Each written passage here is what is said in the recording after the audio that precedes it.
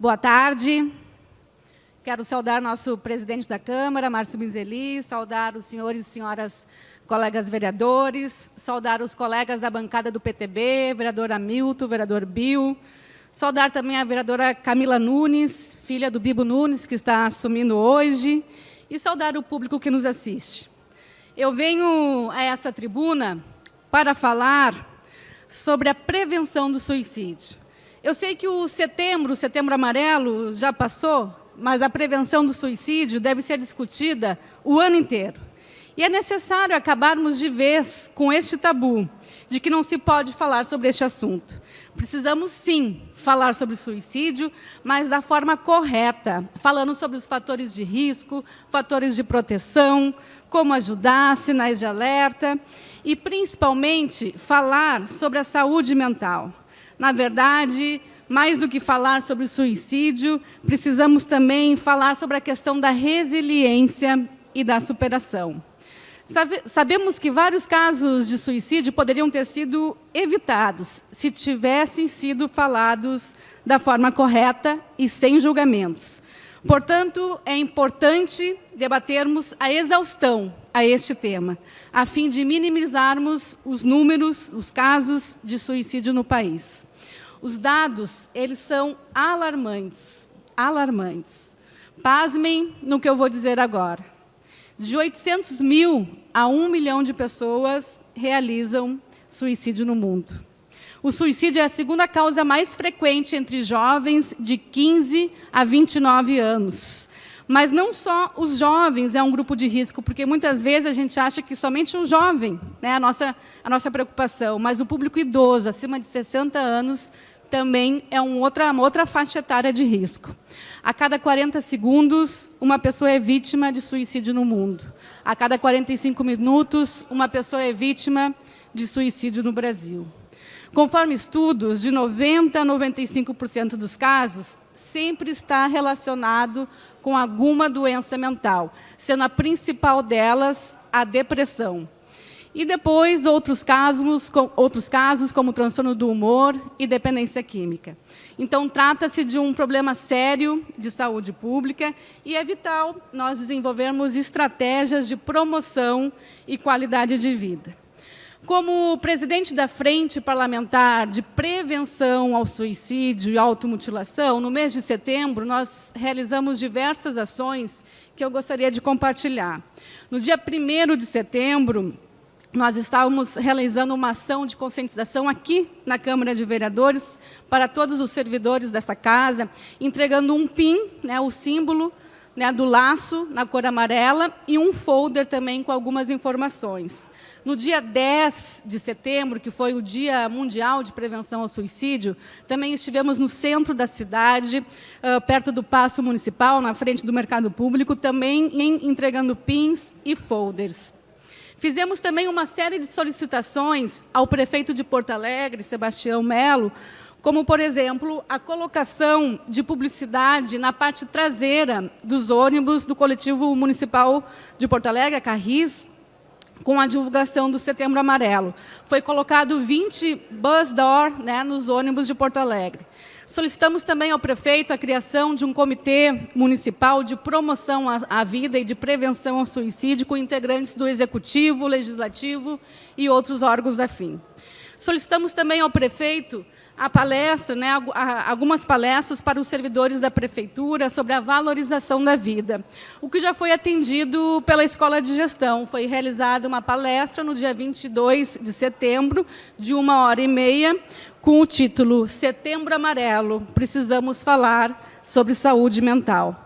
Também pedimos ao nosso prefeito que fosse realizada uma capacitação aos professores da SMED, da rede escolar, o que também já foi atendido. Foi realizado no dia 13 de setembro, às 19 horas, que foi feita uma live sobre Setembro Amarelo, a escola como espaço de prevenção ao suicídio. Também pedimos ao prefeito que os servidores, durante o mês de setembro, usassem roupas ou pins na cor amarela. E, por fim, também pedimos ao nosso prefeito que nos relógios da cidade, né, os relógios que estão localizados em vários pontos da cidade, também tivesse essa divulgação do Setembro Amarelo. E foi colocada essa divulgação em 60 pontos da cidade. Salientamos também que realizamos pela Frente Parlamentar, no domingo do dia 5 de setembro, uma caminhada no BRIC da Redação com o tema Juntos pela Vida. Foi a primeira caminhada em Porto Alegre de prevenção ao suicídio. Eu quero dizer meu muito obrigado ao prefeito da capital, Sebastião Melo, que esteve presente nessa caminhada, a sua esposa, Valéria, o secretário de Saúde, Mauro Esparta, o diretor do PROCON, o Vambert, outras lideranças do PTB e tantos outros amigos em torno da cidade de Porto Alegre, como Alvorada, Barra do Ribeiro, Guaíba, Novo Hamburgo, Eldorado do Sul, Canoas e Nova Hartz. Vou conceder uma parte ao colega, vereador Oliboni. Vereadora colega, vereadora Tanise, primeiro eu parabenizo pela iniciativa de discutir aqui um tema tão importante como é a questão da saúde mental em Porto Alegre. Nós sabemos que, infelizmente, vários governos não priorizaram o atendimento médico ou a porta de entrada para os cidadãos e cidadãs que buscam o atendimento de saúde mental. Temos como experiência o postão da Cruzeiro, que eu diria que é a porta de entrada do SUS, além de algumas emergências hospitalares, muitas delas fechadas, inclusive. E falta muito, eu diria, atenção às pessoas e ao darem o atendimento nesta atenção básica, que passa a ser a referência de encaminhamento para a contrarreferência, que reclama de não ter essa contrarreferência nos pronto atendimento ou hospitais de Porto Alegre. As vagas existentes são insuficientes, tanto é que os pacientes que ficam no postão da Cruzeiro, às vezes levam uma semana para serem colocados na rede de atendimento. Portanto, é muito oportuno o tema que tu traz. Nós já tivemos a reunião, o secretário se comprometeu em ampliar essa política, o secretário de Saúde. Esperamos que, de fato, isso aconteça na nossa cidade. Parabéns pela iniciativa, muito obrigado. Obrigado, vereador. Meu colega da COSMAN também, estamos juntos nesse tema, né, da saúde mental. Colega, vereadora Dayana. Em primeiro lugar, saudar a tua iniciativa, te parabenizar e trazer também esse contexto que eu acho que é necessário, Tanise. Pensar a saúde mental, pensar numa rede de atenção, que é muito ampla. E em tempos como esse, de pós-pandemia, com sequelas neurológicas, onde a gente vê uma necessidade ainda maior de um cuidado, se faz mais do que urgente ampliar isso. Obviamente que me somo ao que o vereador Oliboni traz. Acho que a gente precisa pensar numa perspectiva de efetivar essas políticas que falam já desta realidade, mas também desse novo momento, pensando e estruturando e fomentando aquilo que já tem, obviamente, né? Dando esta base sólida para que a gente venha a ser bem-sucedido em algo que é essencial. Quando se fala da saúde integral, necessariamente precisa se trabalhar a saúde mental. Isso com crianças e adolescentes, isso também na terceira idade, mas penso que, principalmente, neste período, é necessário que a gente olhe com muita atenção, Tanise, a inserção de psicólogos, assim como também assistentes sociais nas escolas. Isso é fundamental. A gente está falando do desenvolvimento de algo que é muito distante, porque não são todas as pessoas que têm acesso a esse cuidado, mesmo aqueles que têm ainda a possibilidade do acesso com um custo um pouco mais baixo, isso é distante da realidade da população. Mas sabemos nós que para toda uma construção de um indivíduo se faz fundamental o tratamento da saúde mental. Finalizo trazendo que esta é uma das pautas que deveria ser prioritárias nesse conjunto de situações tão vulnerabilizadas que colocam a população à mercê de política pública de saúde, por exemplo. A porta de entrada do SUS, através, obviamente, da saúde, pela pelos postos de saúde, óbvio, pela atenção básica, mas também pensando naquilo que tange de CRAS, CRES e de toda essa rede de atenção, onde profissionais sobrecarregados tentam, de toda forma, dar conta disso, que é uma responsabilidade muito maior do que desse pequeno núcleo. Então, saúdo essa tua iniciativa, nos somamos, obviamente, a isso, por saber da importância que tem o cuidado com a saúde mental da população. Obrigada, vereadora Dayana. Vereador Pedro Ruas. Vereadora Tanise Sabino, eu quero apenas registrar a importância do tema que Vossa Excelência nos traz e fazer com que essa casa seja um tambor de repercussão de uma situação tão grave. Uma verdadeira tragédia na área da saúde, que via de regra fica escondida, embaixo dos panos. Eu tive uma vez uma informação chocante, que depois de Estocolmo, na Suécia, a cidade que mais tinha suicídios no mundo per capita era Venâncio Aires, aqui do lado. E eu não entendi e não sei até hoje por que isso acontece. E é a terra da longevidade. O que eu sei é que nós temos que debater o tema e Vossa Excelência traz isso com muita propriedade. Parabéns, vereadora Tanise Sabino, e conte com o nosso apoio. Obrigado. Tá certo. Obrigada, vereador Pedro Ruas, a todos que fizeram os apartes, a vereadora Dayana, sobre a colocação dos psicólogos. Eu já usei essa tribuna falando sobre isso. Eu sou vereadora da base, mas eu acho muito complicado o nosso prefeito ter aberto concurso para apenas uma vaga de psicólogo. É um absurdo. Mas, enfim, também continuando, eu gostaria de dizer ao nosso presidente da Câmara, Márcio Binzeli, obrigado pela parceria, o presidente Márcio e a nossa mesa diretiva, né? Nós conseguimos iluminar a Câmara de Vereadores por 15 dias no mês de setembro, né, na cor amarela. Tivemos também aquela divulgação do outdoor ali fora, do Setembro Amarelo, e agora está do Outubro Rosa. E tivemos também uma pauta na nossa COSMAN, no dia 14 de setembro, sobre a questão do Setembro Amarelo. Eu quero ainda, nesse momento, falar para... Aqui eu vejo também pais, vejo mães, né, vereadores, colegas que têm filhos jovens, falar sobre alguns sinais de alerta que devemos estar atentos, né, em relação aos nossos filhos. O primeiro deles é a mudança significativa de comportamento ou personalidade, como agressividade, irritabilidade, apatia e pessimismo. Isso são sinais que nós devemos estar alertos, que pode ser algum indicativo que a pessoa não está bem, né? Então, queda brusca do rendimento escolar, isolamento, baixa autoestima, excesso de ansiedade, abuso de álcool e drogas, histórico de transtorno mental, como esquizofrenia, bipolaridade, depressão, e um desejo súbito de concluir ou organizar as coisas, deixando mensagens a amigos e parentes. Então, as estatísticas, os estudos demonstram que 2/3 das pessoas que realizaram o suicídio avisaram, de alguma forma, na semana anterior, que iriam fazer esse ato. Quando isso ocorre, a pessoa avisa de alguma forma, e a rede de apoio precisa atuar para não deixar a pessoa desacompanhada, não jurar segredo sobre o que ela vai, né, vier a falar, e procurar uma ajuda imediata. Mas tem aqueles que ainda não falam, que não dão sinais. Esses são os casos mais difíceis.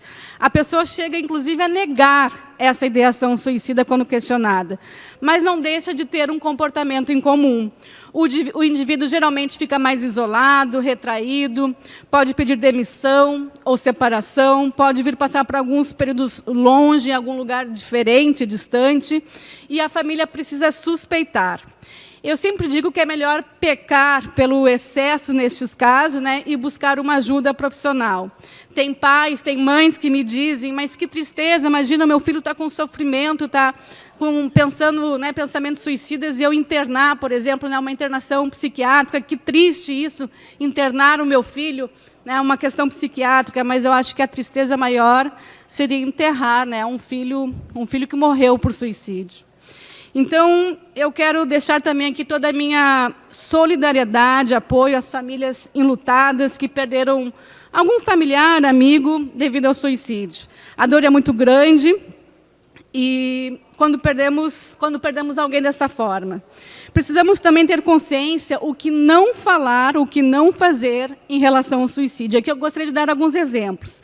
Aos profissionais da mídia, não destacar esse tipo de notícia, por exemplo, colocando na primeira página, não divulgar o local, a carta de despedida, o método utilizado do suicídio, ou colocar o suicídio como resultado único desta pandemia, jamais compartilhar fotos ou vídeos desse suicídio. Aos amigos e familiares, pedimos para não falar como se fosse um ato corajoso ou de covardia, não relacionar o suicídio como falta de fé ou falta de Deus na vida, não colocar o suicídio como bem-sucedido ou entender que a pessoa teve paz, e não mostrar, né, não entender o suicídio como uma saída, porque nunca é uma saída, né? O suicídio ele é sempre um pedido de ajuda. Na verdade, a pessoa ela não quer morrer, ela quer desesperadamente viver. Alguém pode estar se perguntando, mas o que leva uma pessoa a realizar um suicídio, né? Na verdade, não tem uma causa única, ele é multifatorial, ou seja, são múltiplos fatores. Mas percebe-se os 4 Ds, como falamos na área da psicologia, né? Que é a depressão, desesperança, desamparo e desespero. Geralmente, esses 4 Ds estão presentes. Então, vários estudos mostram também que uma pessoa que realizou o suicídio, ela estava tentando sair de uma situação difícil, desagradável, tinha uma ilusão de ir para um lugar melhor, ou talvez até desilusão em alguns relacionamentos interpessoais, perdas financeiras, doenças mentais, radicalismo religioso, um abuso físico ou sexual pode estar relacionado, isolamento social, desemprego, aposentadoria também, violência doméstica, bullying. Enfim, são tantas causas que podem estar envolvidos. Mais uma vez, eu quero reafirmar, as pessoas não se matam por escolha, sempre é um pedido de ajuda. Na verdade, como eu já falei, né, em muitos casos dos suicídios está relacionado com alguma doença mental. Então, diante dessa situação, é preciso também mencionar algumas coisas que não se pode fazer quando está diante de uma pessoa que está pensando em suicídio. Nós nunca podemos ignorar essa situação, ficar chocado, envergonhado ou entrar em pânico, desafiar a pessoa a realizar o suicídio, tipo, se tu é corajoso, né, tu te mata. Isso jamais fazer, né? Jamais fazer o problema parecer sem importância, jurar segredo, ou comparações com outros casos, como, por exemplo, o fulano está pior que tu e não fez um suicídio, né? Não está pensando em suicídio. Então, são exemplos, situações que a gente não pode fazer em hipótese nenhuma.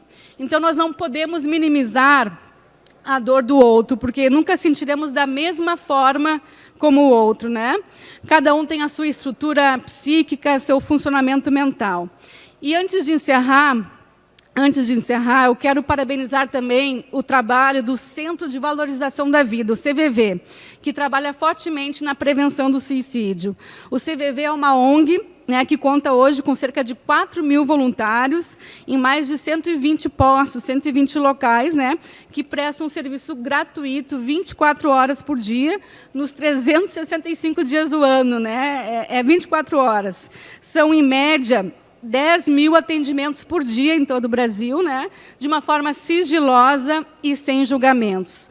Os voluntários do CVV, né, eles buscam ouvir aquele, né, que busca este serviço com respeito, aceitação, confiança e compreensão, valorizando a vida e, consequentemente, prevenindo o suicídio. Os contatos com o CVV são feitos pelos telefones 188, importante gravar esse número, 188, 24 horas por dia. Pode ser pessoalmente, né, nos mais de 120 postos no Brasil, ou pelo site www.cvv.org.br, ou por chat ou por e-mail. Importante referir que o CVV, neste último mês, em setembro, completou 50 anos aqui no estado do Rio Grande do Sul. Então, são 50 anos de trabalho, né, realizando esse apoio emocional e prevenindo o suicídio. Então, mais uma vez, parabéns ao nosso CVV.